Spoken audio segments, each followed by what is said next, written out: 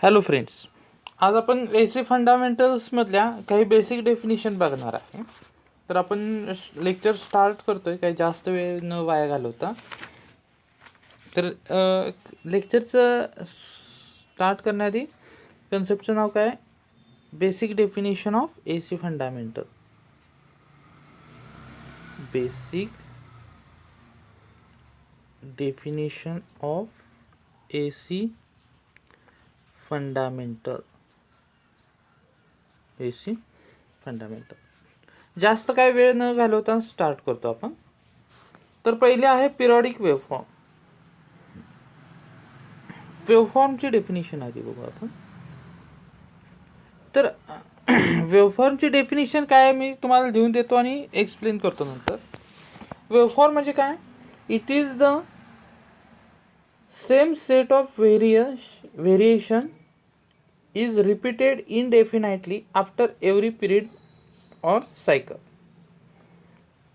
म्हणजे it is the same set of variation. Waveform म्हणजे काय आहे? It is the same set of variation. It is the same set of variation is repeated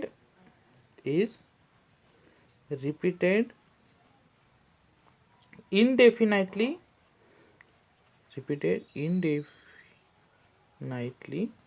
sorry, spelling mistake झालेला आहे. is repeated indefinitely after every period.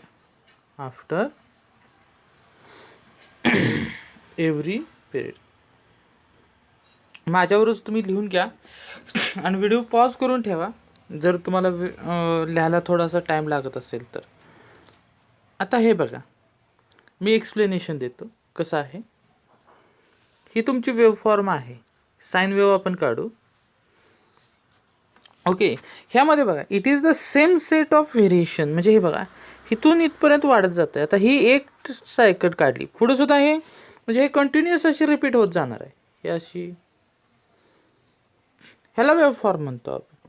It is the same set of variation repeated indefinitely after every period cycle. म्हणजे इथून इथं झाल्यानंतर परत आणि असं आहे असंच रिपीट होणार आहे. ह्याला काय म्हटलं जातं? वेव्हफॉर्म म्हटलं जातं. आता नेक्स्ट डेफिनेशन, ॲम्प्लिट्यूड. काय म्हटलं जातं? ॲम्प्लिट्यूड. माझ्यावरच लिहून घेत चला. Basic definition of AC fundamentals आहे. मॅक्झिमम व्हॅल्यू ऑफ, काय आहे ह्याची definition? Maximum value of electrical quantity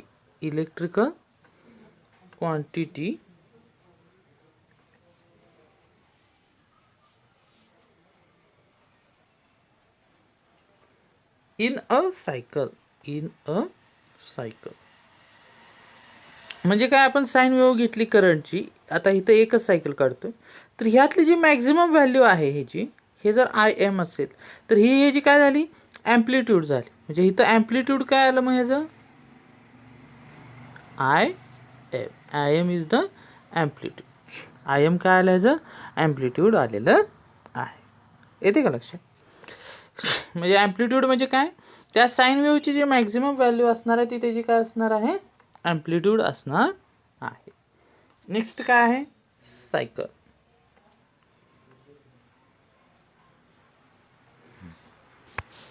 cycle म्हणजे काय?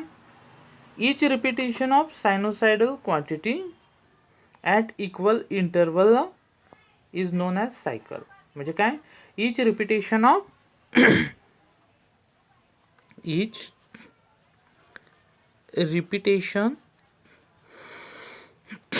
of sinusoidal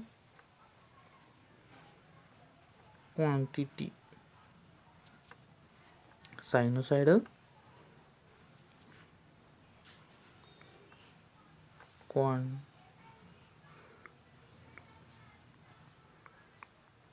each repetition of sinusoidal quantity recurring at equal interval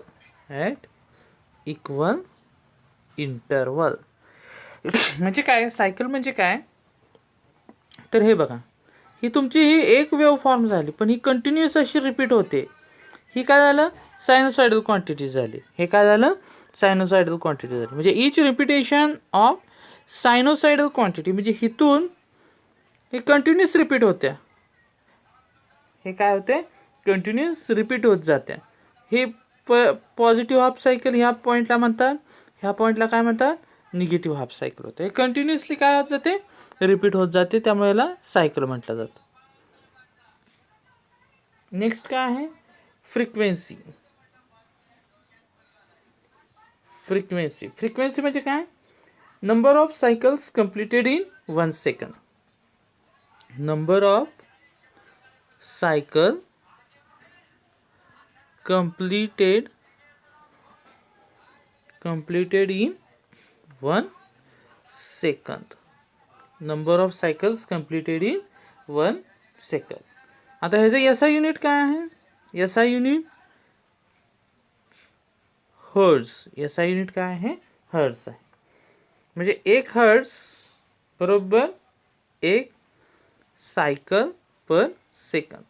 म्हणजे एका सेकंदात, थोडक्यात याचा अर्थ काय आहे, एका सेकंदात किती सायकल त्या होतात, त्याला काय म्हटलं जातं, एका सेकंदात किती सायकल होतात त्याला म्हटलं जातं फ्रिक्वेन्सी. एका सेकंदात किती सायकल होतात त्याला म्हटलं जातं आपलं फ्रिक्वेन्सी म्हटलं जातं.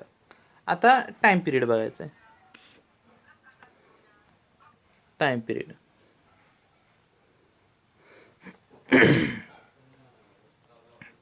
टाइम पिरियड म्हणजे काय, it is defined as the time required to complete 1 cycle. Time required to complete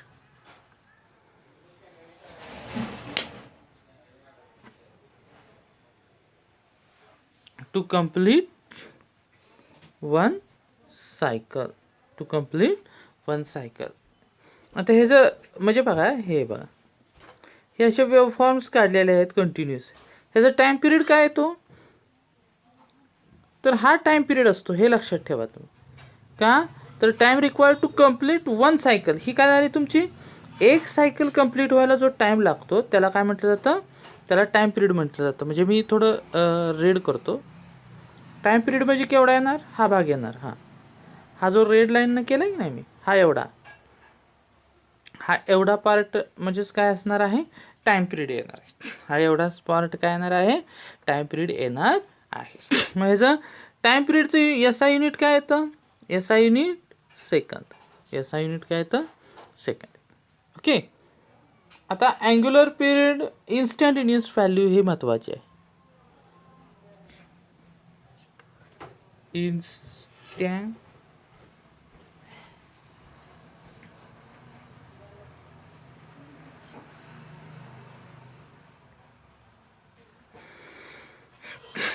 instantaneous value. Instantaneous value म्हणजे काय, it is that value of alternating quantity at particular instant of time. It is that value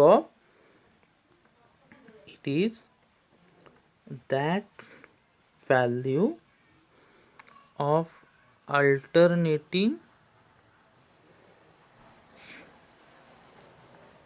quantity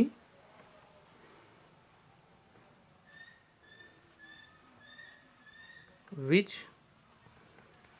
define at particular instant of time. म्हणजे काय बघा, तर हे ह्या next स्लाइडवर सांगतोय. म्हणजे हे तुमची अल्टरनेटिंग,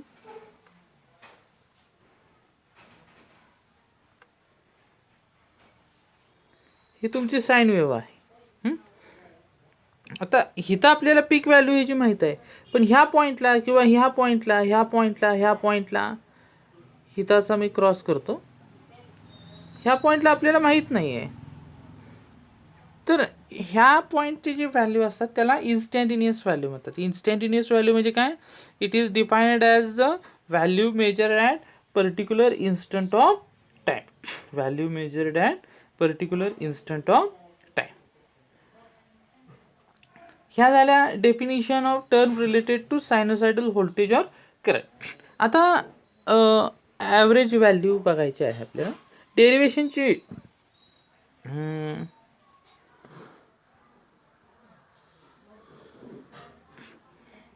ह्यामध्ये average value, RMS value, form factor आणि पीक फॅक्टर बघायचा आहे. आता ह्यामध्ये काय बघायचं आहे? पहिली average value. Average value. Average value defined as the arithmetic average or mean value of all values of alternating quantity over cycle. म्हणजे काय? It is defined as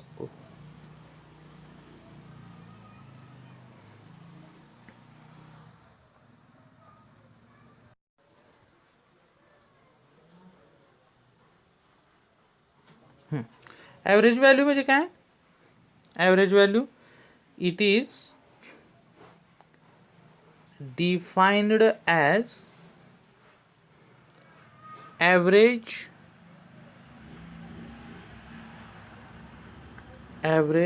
of all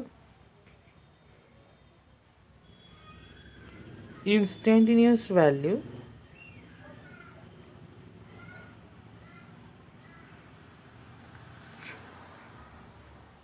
over a one cycle.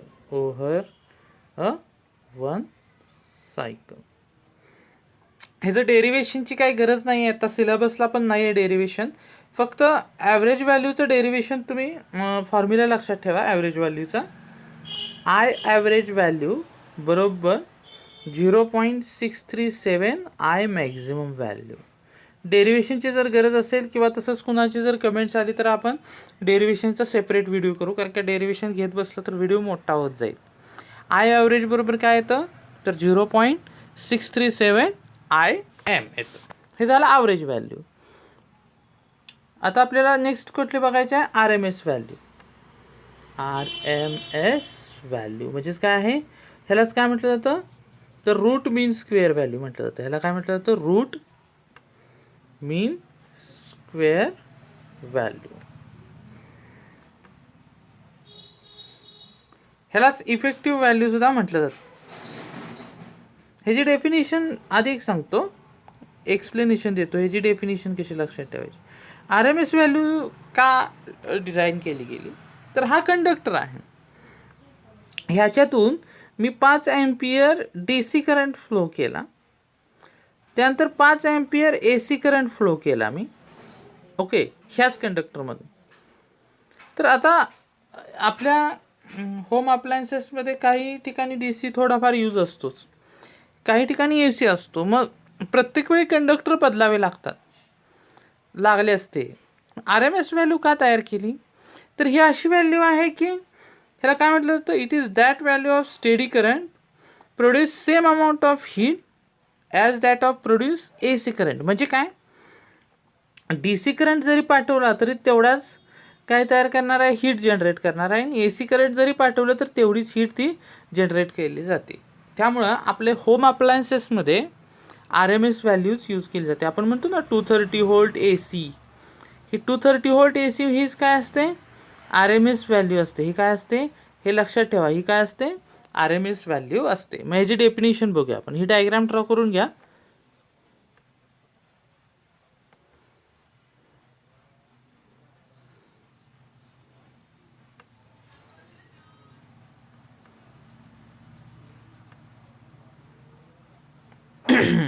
काय definition? It is that value of steady current. It is that value of steady current स्टेडीलाच काय म्हणतात, DC म्हटलं. Which produce same heat, which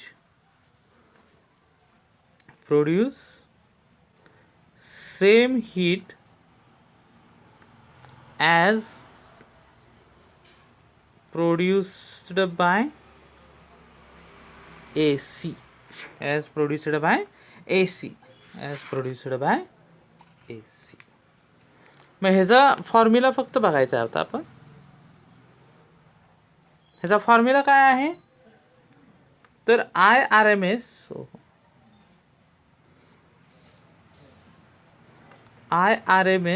बरोबर 0.707 I maximum current, I maximum current. आता next बघायचं आहे आपल्याला form factor. Form factor, form factor हे ratio आहेत. हे काय आहेत, रेशो आहेत. फॉर्म फॅक्टर बरोबर काय येतं, तर RMS value to the average value, RMS value to the average value हा फॉर्म फॅक्टरचा फॉर्म्युला आहे. आणि ह्याच्यावरूनच डेफिनेशनसुद्धा होऊ शकते. डेफिनेशन लिहित नाही, पण तुम्ही तुमच्या कॉपीत लिहायला ठेवा. फॉर्म फॅक्टर म्हणजेच काय आहे, it is the ratio of RMS value to the average value. आणि त्याची बघा RMS म्हणजे काय तर 0.707 I मॅक्स येतं. ॲव्हरेज व्हॅल्यू म्हणजे काय तर 0.637 I मॅक्स येतं. ह्यालाही कॅन्सल केलं तर पूर्ण भागाकार केलं तर ह्याची व्हॅल्यू किती येते, 1.11. आणि आता ह्या लेक्चरचे आपण लास्ट डेफिनेशन घेतोय.